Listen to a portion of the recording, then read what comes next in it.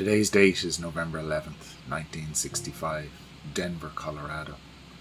As evening draws in and the sun slowly sets behind the imposing backdrop of the Rocky Mountains, United Airlines Flight 227 will await its pushback clearance bound for Salt Lake City, Utah.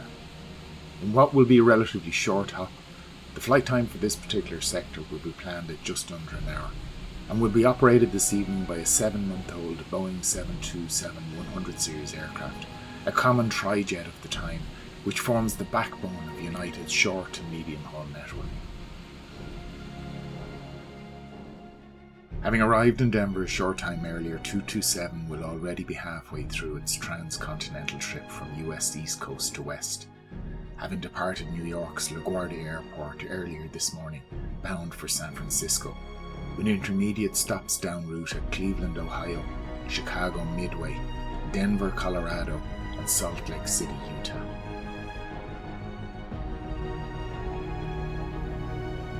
As 227 finally gets underway, on board will be 85 passengers and a fresh crew of 6 who have just joined the aircraft here in Denver, under the command of one Captain Gail C. Kemmier.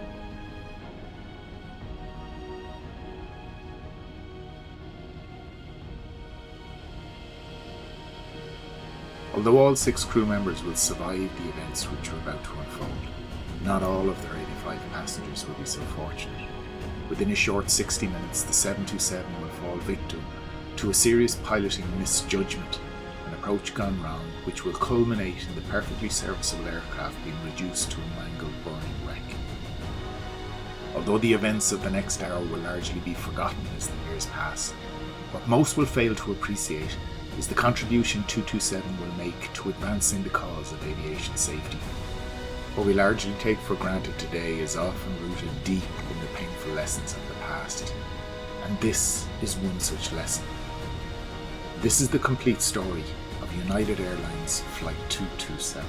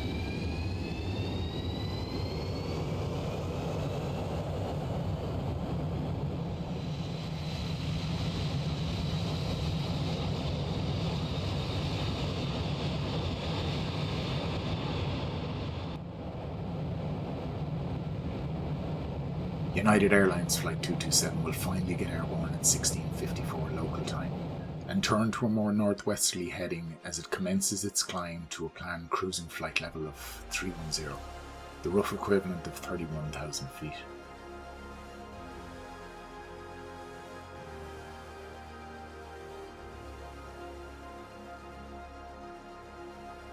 Captain Kemmier, age 47, will be a veteran of United Airlines with 24 years service. Over his career, he has amassed a total of just under 18,000 flight hours, but significantly only a small portion of these hours have been logged on the new generation of jet aircraft. Approximately 1,500 on the Boeing 720, the predecessor to the more commonly known 707, and a mere 334 hours on the Boeing 727 itself. In the right-hand seat, Kemmier will be accompanied by First Officer Philip Spicer, age 39. Having been recruited by United the year before, his total experience will amount to just over 1,000 hours, of which only a mere 84 hours will have been logged on the 727 type. It is Spicer who will be the handling pilot for the short sector to Salt Lake City. In the rear of the flight deck, operating the flight engineers panel, will be Second Officer Roland Christensen, aged 28. Similar to Spicer, his career with United will have covered no more than 18 months, while amassing a total of 1,027 hours total time, 166 of which has been logged as flight engineer on the 727. The cockpit crew will be further complemented by 3 stewardesses working in the passenger cabin, Victoria Cole, Faye Johns and Annette Foyles. Between them, they will have just 6 years of flight experience.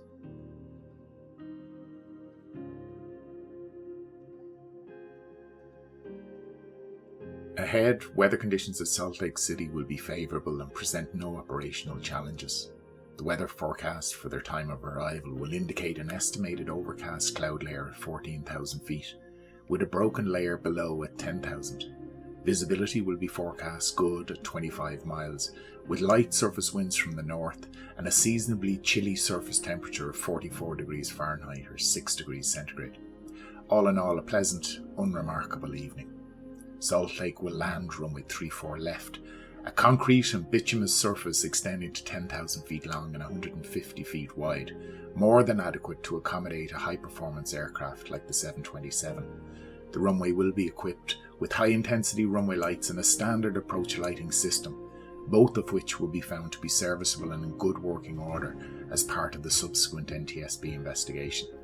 The official report into the events of United 227 will make reference to a conversation between Captain Kemmier and Salt Lake Area Control, where he will request that the aircraft not be routed via the Provo VOR navigation beacon, but rather the relatively new waypoint Leahy, which facilitates inbound arrivals from the east and southeast.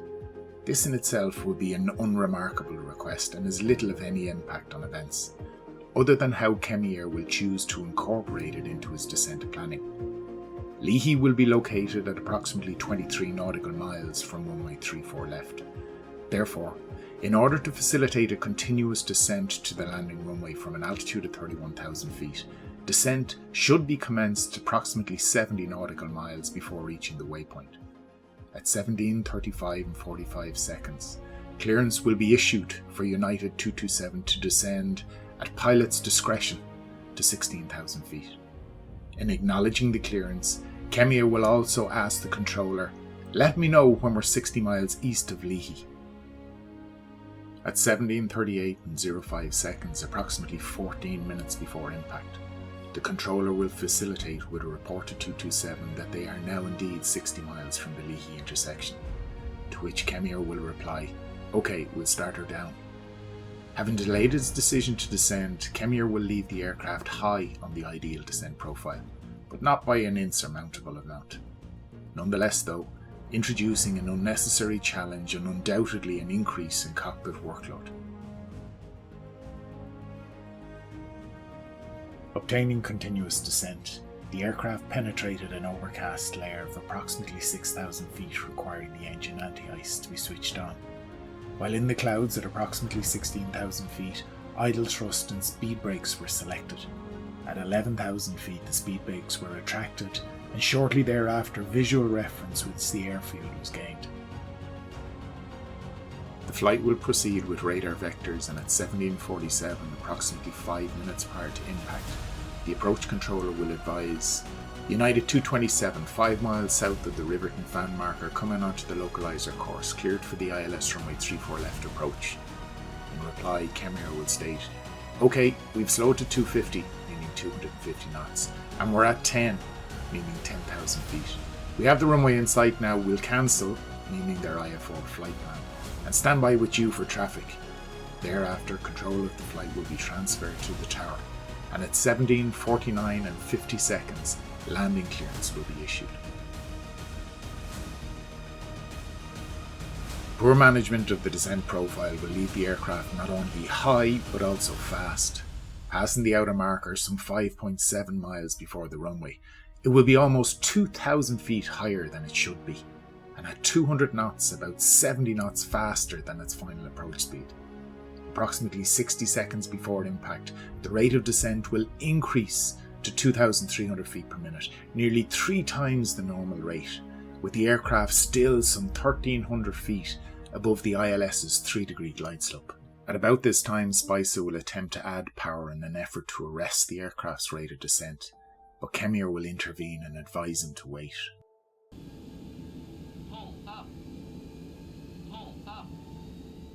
The crew in their post-accident interviews will voice the following recollections of the last few moments of the approach. Kemier will recall that at about 6,500 feet above sea level, the equivalent to 2,300 feet above ground, he will intervene to stop his first officer from adding power. His estimate is that some 15 to 20 seconds later, at about 1,300 feet above the ground, the first officer will again move the thrust levers forward. He will perceive that the engines will not respond, and thus he himself will push the levers forward to the takeoff position while simultaneously taking control of the aircraft. His estimate will be that this will occur at about 1 to 1.25 miles before the runway threshold at an altitude of about 1,000 feet above the ground, and at least 30 seconds before impact. Although he will recall glancing at the engine instruments, he will not recall seeing any increase in power. Spicer's recollection will be somewhat at odds with those of his captain. His recollection will be that at approximately 1.5 to 2 minutes before impact, he will attempt to apply power in an effort to arrest the aircraft's high rate of descent, but that the captain will intervene to prevent him. After about 30 seconds, he will repeat his actions, this time setting the power levers to approximately half of available full thrust. Sensing nothing was happening, he will attempt to apply full thrust, but will realise that the captain will already be on the controls. He will be unsure of exactly when this additional power will be applied. His guess will be between 5 and 10 seconds before impact, but certainly not more than 15. He will certainly recall that he did observe the engine instruments, but will maintain that he neither heard nor felt any engine response. With regard to the testimony of Second Officer Christensen, his recollection is that he will see Spicer commence application of power, but consistent with all other testimonies, he will recall that Kemier will brush the first officer's hand away, calling, "Not yet." Again, his recollection is consistent, in that he will believe that the captain will apply power some 7 to 8 seconds before impact, although he will be convinced that the power selection will be somewhat less than full.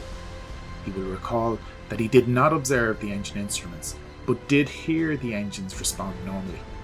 By way of corroboration, many survivors, including 2 stewardesses seated in the aft cabin section, and several eyewitnesses, will also state that the engines did spool up prior to impact.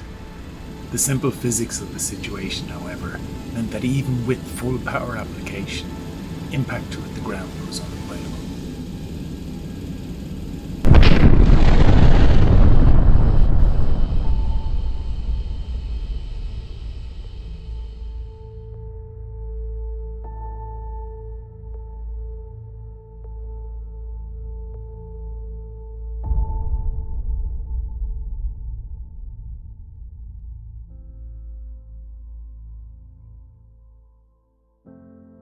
The initial impact occurred 335 feet short of the threshold of runway 34 left. Prior to contacting the threshold lights, the right and left main gear began to separate from their attachment points. The aft lower portion of the fuselage contacted the runway, and the aircraft continued sliding on the fuselage and nose gear for approximately another 2,800 feet. During the skid, it veered to the right and came to rest 150 feet east of the runway on a heading of 123 degrees. The number 1 engine separated and came to rest approximately 140 feet north of the aircraft. Examination of the wreckage revealed that the landing gear was down and locked, landing flaps and leading edge devices were fully extended, and spoilers were retracted. The horizontal stabilizer was set at 8 3/4 units nose up and sustained downward bending. There was no evidence of flight control difficulty prior to impact. Severe upward and rearward impact forces from the right main gear assembly produced a large impact hole and ruptured fuel lines and the number 3 generator leads on the right hand side of the fuselage. The fuel was ignited by sparks from the fuselage scraping on the runway and/or the severed generator leads. The hole and fire damage area extended circumferentially from the lower sill of the aft cargo compartment door to the top of the fuselage. The entire roof and cabin area forward of this was consumed by fire, which was initially being supplied fuel under pressure by the operating boost pumps. All flight control cables, fuel supply lines from the number 2 and number 3 tanks, and the number 3 generator leads, which are routed through the cabin floor beams in the area of the impact hole, were consumed by fire. Only a 5/8 of an inch or 16mm stainless steel hydraulic pressure line remained intact. All systems were operating properly prior to impact, and the crew reported no difficulty or warning lights. They did not actuate any switches or controls prior to leaving the aircraft. The left main landing gear crushed the lower half of the number 1 engine air inlet cowl, with foreign object damage extending through all compressor and turbine stages of the engine. The number 2 engine sustained heavy foreign object damage on the first stage of the compressor, with additional damage sustained decreasing from the second through the 7 stages. The number 3 engine received foreign object damage throughout all 13 stages of both compressor sections, decreasing from severe at the front to slight at the rear. All engines were found to be capable of producing rated engine power prior to impact. The 8 fuel boost pumps were tested and only 2, each from a different tank, failed to meet specifications. The compressor bleed valves, which facilitate spool up of the engines, were all operationally tested and found satisfactory. Testing of the 3 engine fuel controls revealed that numbers 1 and 2 were normal, and number 3 produced an engine response approximately 1 second slower than normal. The aircraft fuel tanks remained intact and all fuel shut-off valves were open. There was no evidence of in-flight fire. The survivors, who were seated in the aft right portion of the cabin, observed the fire initially enter the cabin from under seat 18E and erupted up the inside wall. Time estimates ranged from immediately to 1 or 2 seconds after impact. The airport crashed fire trucks arrived at the accident site within approximately 3.5 minutes. They were positioned on either side of the aircraft tail section where the flames seemed to originate. The fire was essentially contained within the fuselage, which materially reduced the effectiveness of the firefighting efforts. The flames persisted, and there was a temporary cessation of firefighting until the water supply could be replenished by additional personnel and equipment from the Salt Lake Fire Department. These units had been simultaneously notified of the accident and arrived within approximately 10 minutes. The fire was finally brought under control at about 18:30, some 40 minutes after impact. This was a survivable accident. There were 91 persons on board the aircraft and 50 were successful in evacuating, although many were severely burned and some sustained injuries during their egress. The remaining 41 occupants were overcome by dense smoke, intense heat and flames, or a combination of these factors, before they were able to escape. There were no traumatic injuries which could preclude their escape. 2 survivors died in the hospital several days after the accident, bringing the total number of fatalities to 43.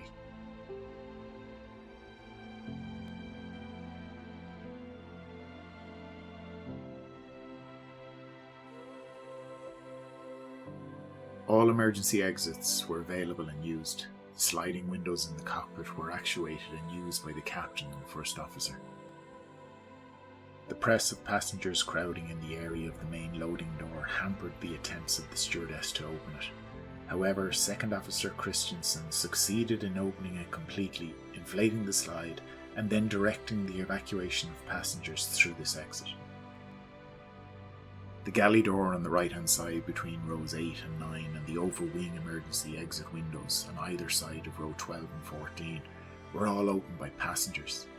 The emergency slide at the galley door was not actuated until a United stewardess who had been riding as a passenger was able to instruct a man to activate it. When the aircraft came to a complete stop, the stewardess who was occupying the crew seat on the aft passenger entry door opened this door to see if the ventral stairway could be used for egress.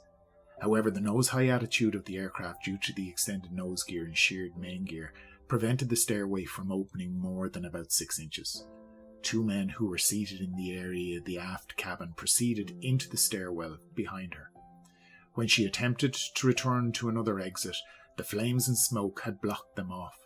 They huddled as far from the approaching fire as possible, and at the suggestion of the stewardess began pounding on the fuselage and yelling to the firemen outside. The stewardess extended her arm through the narrow opening and succeeded in attracting the attention of the firemen outside. A hose was passed into the stairwell and one of the men sprayed the surrounding area. all 3 persons were successfully rescued from the aircraft through the large hole which had burnt through the aft cabin wall on the right-hand side. Although there is no exact timetable for this unprecedented rescue, it is estimated that the time envelope from impact to discovery of the survivors was approximately 23 minutes, and that the rescue was completed between 25 and 30 minutes after the accident.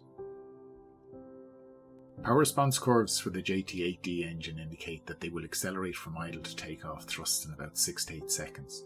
Approximately 5 seconds of this time interval elapses before 50% of the available thrust is developed. Various performance curves approximating the accident conditions were developed from flight test data. They indicate that idle thrust is required to maintain a stabilised descent rate of approximately 2300 feet per minute in the landing configuration. From this condition, it is possible to initiate a flare at 148 feet and land with a zero sink rate without any addition of power. This requires that the pilot rotate and maintain the aircraft in the stick shaker attitude, which would produce an average acceleration of approximately 1.27 g throughout the manoeuvre. While this will result in some airspeed decay, the touchdown occurs well above the stalling speed. A more normal recovery from such a rate of descent can be accomplished by flaring at an average landing flare rate, approximately 1.06 g, and adding sufficient power to maintain constant airspeed throughout the manoeuvre. This landing would require an action by the pilot at about 375 feet, with the maximum power requirement 50% of takeoff thrust occurring at an altitude of 50 feet. The power required decreases from this point on because of ground effect. Note that although landing from such an unstable condition is aerodynamically possible, this is not a recommended manner in which to fly the approach and results in a dramatically reduced margin of error. It's for this very reason that most airlines today set very strict stabilisation criteria which must be adhered to. Such criteria usually stipulate that on passing 1,000 feet above the airfield level, the aircraft must be correctly configured for landing, with approach power set, descending on both the correct lateral and vertical profiles, with an appropriate rate of descent depending on the environmental conditions, but not more than 1,000 feet per minute. If conditions cannot be met, the approach must be terminated. The only concession made is that if not on the correct approach speed, but within a stipulated tolerance and correcting, the approach may be continued to 500 feet above ground level. The subsequent investigation into the events surrounding and individuals involved with United 227 focused closely on the actions and career progression of Captain Kemier. It was revealed that he was promoted to captain on January 10, 1944. His career progression was largely satisfactory up until the point at which he began transition training onto the modern generation of jet aircraft in November 1960.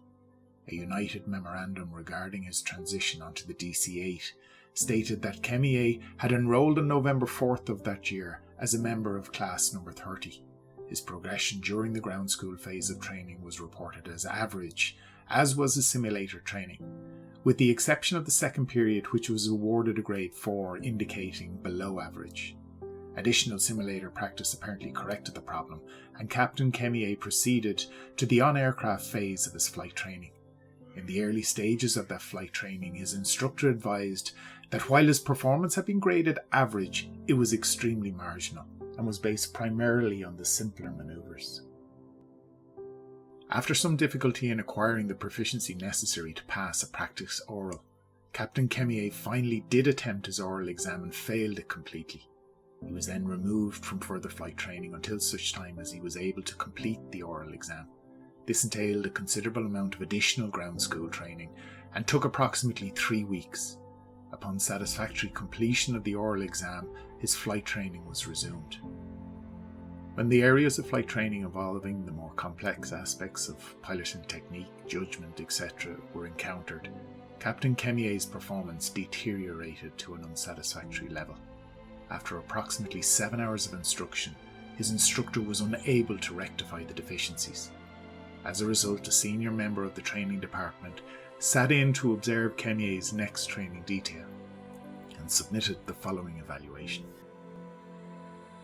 A review of Captain Kemier's record still indicates unsatisfactory performance in the areas of command, judgement, standard operation procedures, landing technique, smoothness and coordination.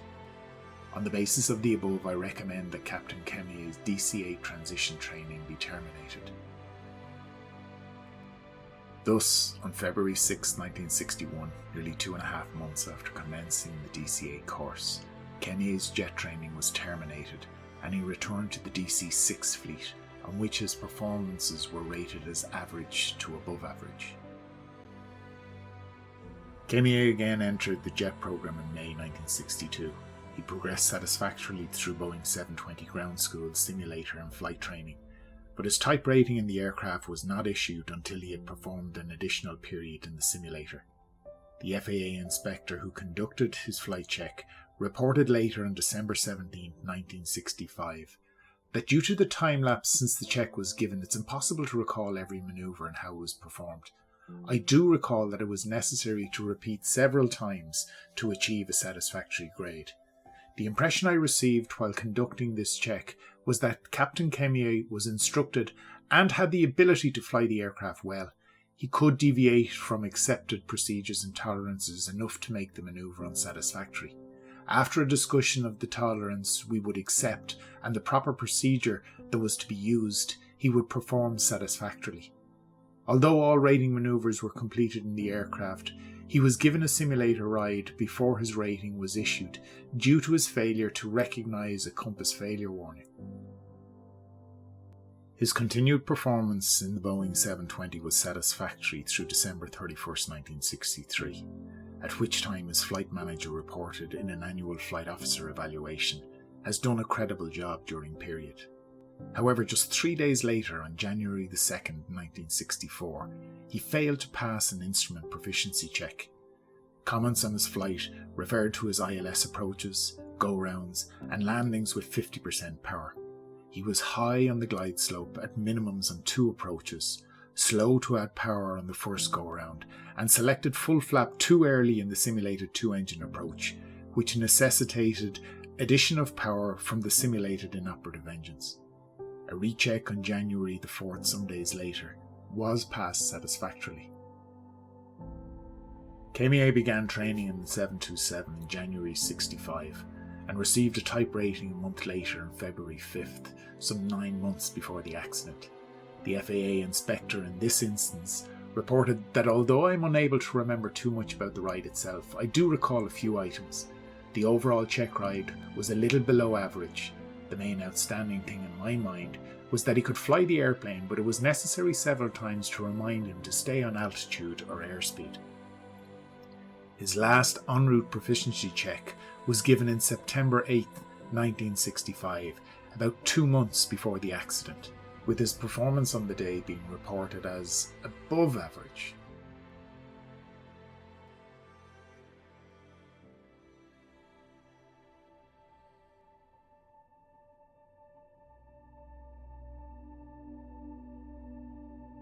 The evidence indicated that there was no significant malfunctioning of the aircraft's systems or components. The separation of the landing gear and the number 1 engine resulted from impact loading in excess of the design's structural strength. No icing was encountered in the overcast, and there is no evidence of other circumstances which would have unduly delayed response from the 3 engines. Therefore, it was concluded that if power application had been initiated at the proper time, sufficient power would have been available to successfully complete the landing in the normal manner. The time estimates between the captain's power application and impact varied markedly among the flight crew. However, it does appear that the 5 to 10 second estimate of the first officer and the 7 to 8 second estimate of the second officer are more in harmony with each other, and the testimony of the eyewitnesses and passengers, than the 30-second estimation by the captain himself. The physical damage to the number 1 engine indicates that it was producing substantial thrust at impact. The foreign material ingested at the time penetrated all stages of the compressors and turbines. There was insufficient foreign object damage in the number 2 and number 3 engines to accurately evaluate the power being developed at impact. However, there is no substantiation for slow response from either of these engines, and the board thus believed that they responded essentially the same as number 1. The greater foreign object damage in the number 1 engine resulted from breakup of the air inlet cowl when it was struck by the left main landing gear. it is believed that the captain's estimate of full power application 30 seconds prior to impact is therefore in error. If the thrust levers had been moved to the takeoff position that early in the approach, the excess thrust would have been reflected in increased airspeed and/or a decrease in rate of descent, neither of which was noted. United Company procedures recommend that pilots, where possible, maintain a descent with reference to the ILS glide slope. This will aid in maintaining the suggested 600 to 800 feet per minute rate of descent on landing approaches. In addition, the pilots are warned that the highest rate of descent tolerable with a flare from 50 feet is just under 2,000 feet per minute and requires takeoff power to keep the speed at 1.3 VS during the flare. Obviously, this is a hazardous configuration and should not be allowed to develop. Although this approach was made under VFR conditions, the ILS system was on, functioning properly and being received by the aircraft instruments. Despite the high rate of descent and position well above the glide slope portrayed on the instruments and the previously mentioned guidelines for landing procedures, the crew continued the approach. This action was not only contrary to recommended procedures, but well beyond the parameters which are expected of a prudent pilot. Both pilots testified that they had previously experienced the stick shaker during training flights demonstrating approaches to a stall, but in the seconds immediately prior to impact they were reluctant to pull very hard on the control column for fear of G-loading the aircraft and inducing an accelerated stall. The captain did not execute a 360-degree turn in order to lose additional altitude in the approach, because in his judgment it was not needed, and if the power had responded at the proper time, the descent rate could have been arrested and a normal landing effected. The first officer did not execute a 360-degree turn, because it was the captain's prerogative. This finding in itself raises some interesting concepts as to why the crew ultimately continued the approach. Kemier apparently believed that the situation was rescuable, whereas Spicer believed that the ultimate management of the situation lay with his captain and was happy to defer to his perceived better judgment. In truth, the evidence would point to the unquestionable fact that effective, coordinated teamwork between the two pilots had completely broken down, and Kemier in particular had succumbed to his own tunnel vision in persisting with an approach which was no longer viable and was becoming more and more dangerous as the seconds passed. The entire jet training record of Captain Kemier reflected a spread of grading which ranged from unsatisfactory to above average. This variation is typified in his inability to complete the DCA training program due to unsatisfactory performance in the areas of command, judgement, standard operating procedures, landing technique, smoothness and coordination. In the 720, 2 years earlier, he received above average grade for his command ability and judgement, qualities which do not normally vary so drastically. Grading on his landing technique, ILS approaches and adherence to proper procedures and tolerances also varied through his 720 and 727 instrument proficiency checks. Manoeuvres rated below average on a given check ride were graded above average on the second attempt or on a subsequent flight where a recheck was necessary. The comments of the two FAA inspectors who observed the 720 and 727 initial qualification flights of Captain Kemier give considerable insight into the captain's attitude. Both inspectors reported that they believed that while the captain had the training and ability to fly the aircraft well, he would deviate from accepted procedures and tolerances enough to make the manoeuvre unsatisfactory. Repetition of the manoeuvre following a discussion of the acceptable tolerances would usually result in a satisfactory performance. The FAA flight check is designed to test a pilot's skills and techniques. The FAA inspector evaluates the applicant's overall piloting competency during the relatively short period of the time involved in the check itself. This evaluation is usually done without the benefit of previous observation or knowledge of the applicant's performance during routine flight operations. Although the FAA, as part of its inspection system, periodically does spot check the carrier's pilot training records, it does not require an examination of these records as part of the certification and type rating process for each pilot.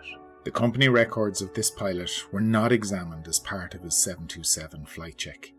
The captain in this case did demonstrate to the satisfaction of the examining company check pilot and an FAA inspector that he possessed the knowledge and ability to serve in the capacity of pilot in command of the Boeing 727. However, the responsibility and authority which the pilot in command has for the operation of a transport airplane also requires the exercise of sound judgement. Fulfillment of the pilot in command responsibility demands self-discipline in adherence to tested and approved procedures. In this instance, the captain did not follow the approved procedures with regard to rate of descent during the landing and approach into Salt Lake City. The training records of this captain indicated a pattern of below-average judgment, as well as a tendency to deviate from standard operating procedures and practices. Indeed, it is significant that in this case, the history not only reflects an apparent indifference towards adhering to acceptable procedures and tolerances in general, but specifically during the landing or ILS approach phase of flight. The aeronautical knowledge and skill levels required for an airline transport pilot may be determined through testing, but the less tangible aspect of mature judgment may not be so readily measured or determined. Pilot in command aptitude should be evaluated through supervisory observation of piloting performance in the carrier's day-to-day operation. Safety in air transportation requires the air carrier to identify those pilots in need of more training and to train them, and particularly to identify those pilots who are marginal or who have demonstrated a failure to adhere to proven procedures and reassign them to duties compatible with their capabilities and limitations. The impact of the crash did not produce any traumatic injuries which would have precluded the escape of every passenger. On the contrary, it was the speed with which the passengers progressed towards the exits that prevented the stewardess from reaching her assigned duty station for evacuation. Following the accident, the stewardesses recommended that they be seated near emergency exits for all takeoffs and landings. This practice has been adopted by United Airlines as standard procedure on all 727 flights. Inasmuch as all emergency exits were used during the evacuation, it is not known how many additional lives, if any, might have been saved if the stewardess had been able to carry out her assignments. An FAA committee similar to the FAA Industry Task Force on Crashworthiness, which evolved from the United Airlines DC-8 accident in Denver, Colorado on July 11, 1961, has been activated to study what remedial actions will preclude loss of life in survivable accidents in the future. This is a matter of grave concern to the board, and it is believed that the crash fire prevention research program underway should be pressed with vigour and that each improvement be incorporated at the earliest possible moment.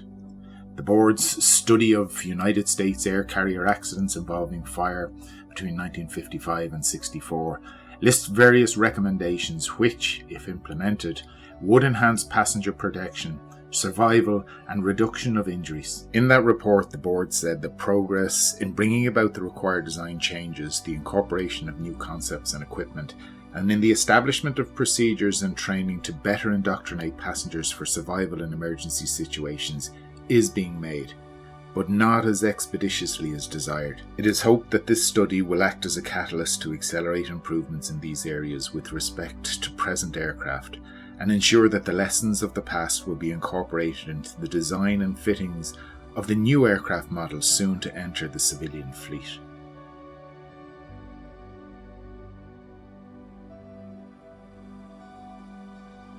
Thus, the Public Aeronautical Board arrived at the following conclusions.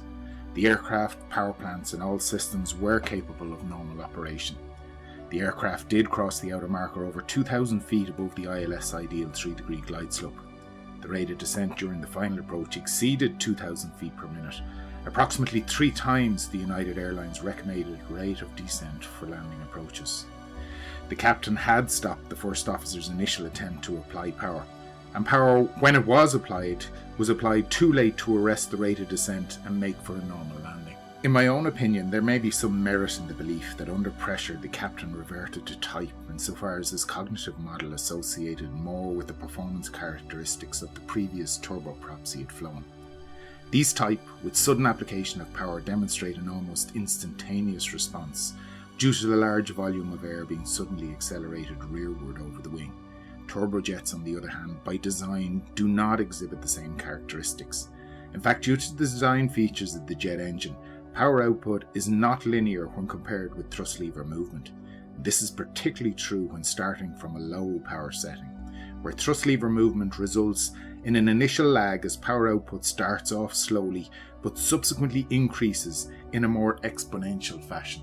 With regard Chemier himself, the captain's training records indicated a tendency to deviate from acceptable standards and tolerances. In the context of the aircraft's impact, the conclusion was that the right main landing gear severed fuel lines and a cabin fire erupted seconds after impact. As a statement of fact, all emergency exits were used, and the conclusion from the board was that this was a survivable accident. As such, the board determined that the probable cause of this accident was the failure of the captain to take timely action to arrest an excessive descent rate during the approach to landing phase.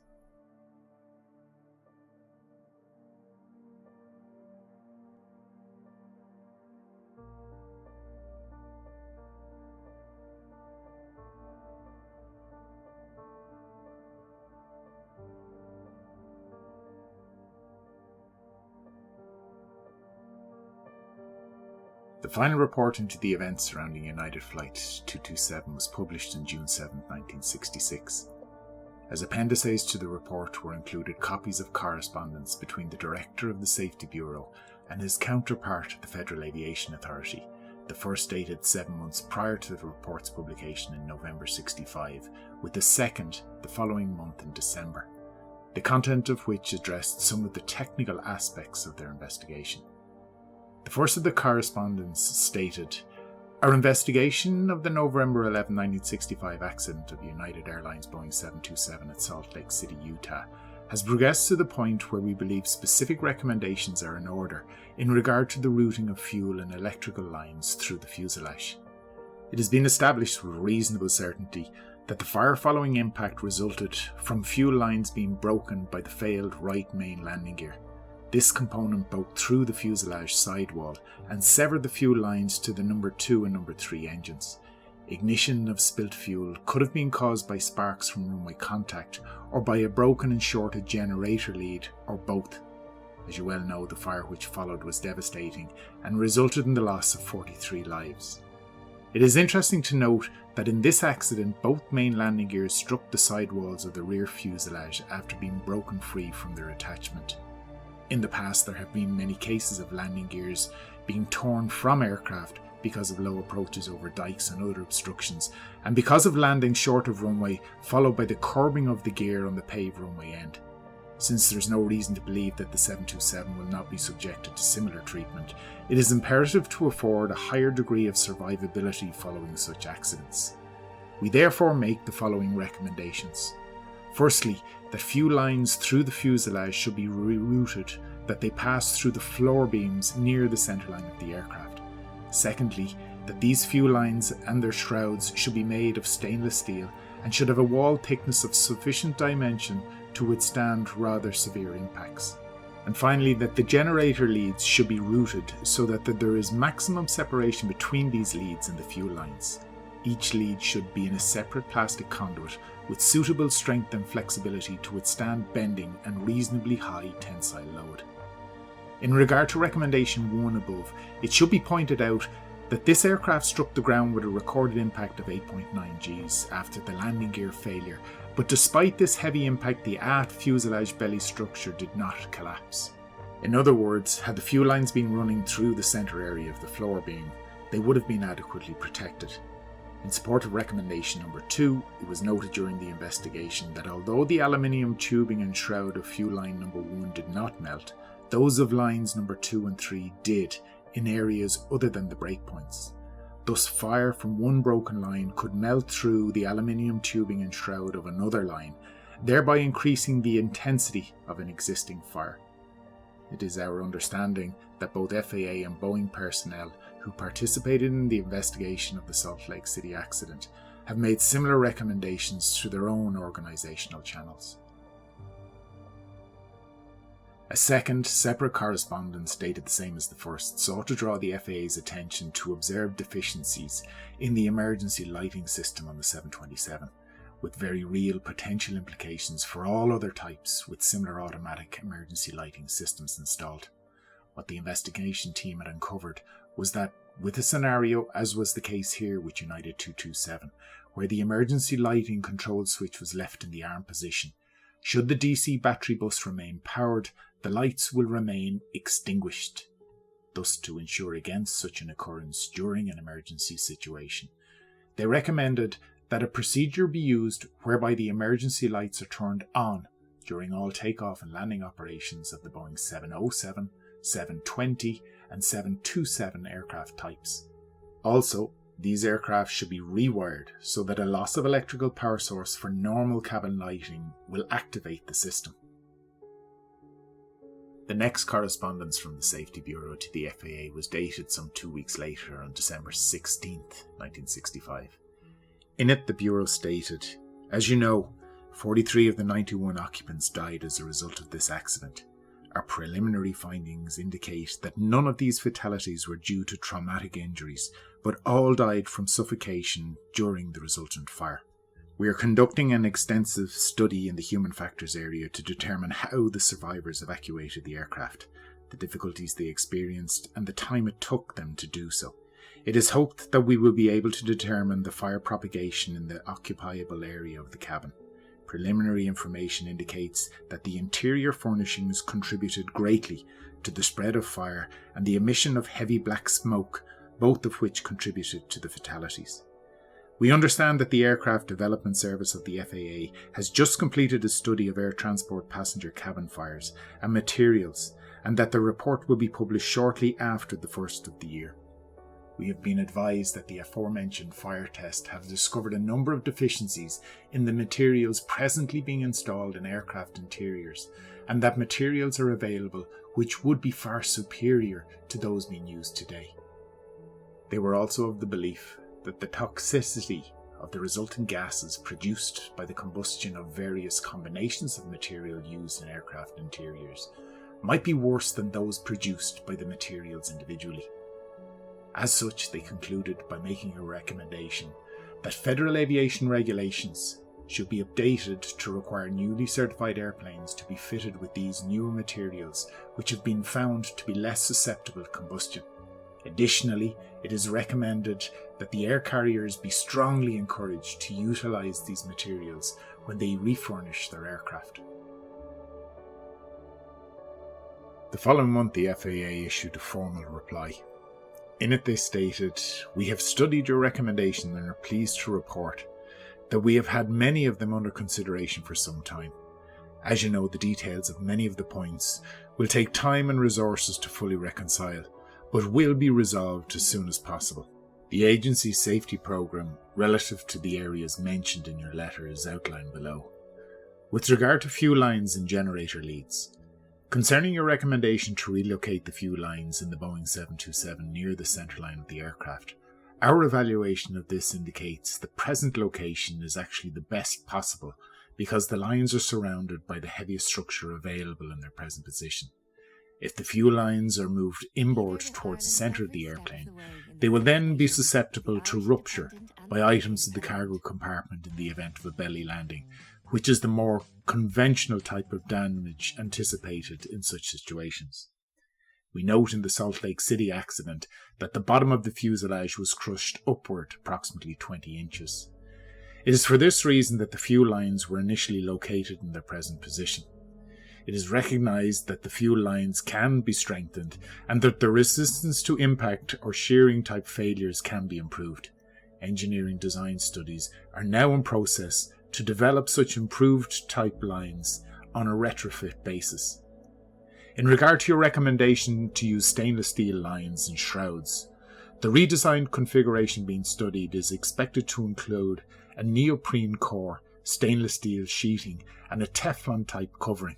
The aluminium alloy shrouding will be retained since it is less prone to cutting or shearing of the fuel lines themselves.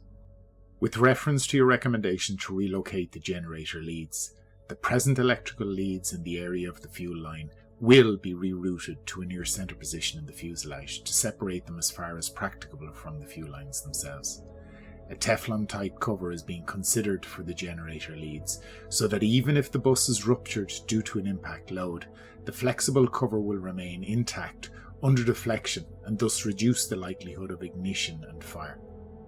We note your observations concerning landing gear failure in the 727 and can confirm that an engineering review of the landing gear design has been completed and the conclusion reached that a corrective measure is indeed needed.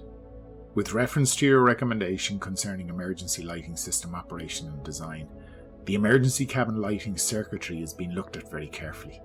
The present system provides for the battery-powered emergency lights to go on after an interruption of either DC or AC power. The burning of the emergency lights during each takeoff and landing would, we believe, deplete the batteries, which have approximately 20 minutes capacity. The recharging rate would not therefore be sufficient to assure emergency exit lighting when needed. With regard to flammability of cabin interior materials, the agency endorses and has recognised the need for more stringent requirements to define the characteristics of cabin materials when exposed to fire. Research action to improve these standards has been initiated as early back as 1963. Proposed new fire protection standards for aircraft cabin interior materials are being processed by the agency. Our research effort is also being applied currently to toxicity and smoke propagation characteristics of all materials used in transport airplane interiors, and may very well lead to further proposals to amend the related airworthiness standards. In summary, therefore, may I state that the agency is acutely aware of the need to continuously seek improved crashworthiness standards, and to improving the means of evacuating passengers in the most extreme of circumstances. We shall continue to devote our maximum effort towards these objectives. It is extremely gratifying to me to know that the actions which the agency either has under consideration or now is contemplating have your support. Sincerely, signed William F. McKee, Administrator of the FAA.